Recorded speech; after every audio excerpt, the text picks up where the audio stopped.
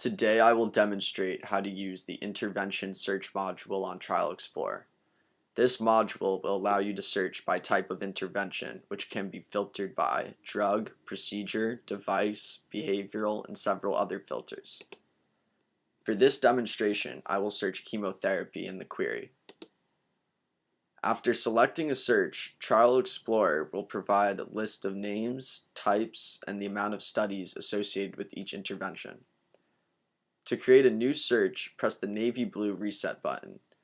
If you would like to share this search, press the magenta share arrow next to the reset button.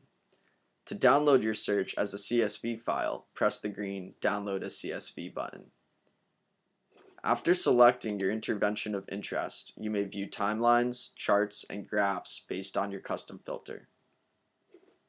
Underneath the Overview tab is the Contacts tab, which will provide the name, NCT ID, phone number, and email address for each contact listed in the specialty.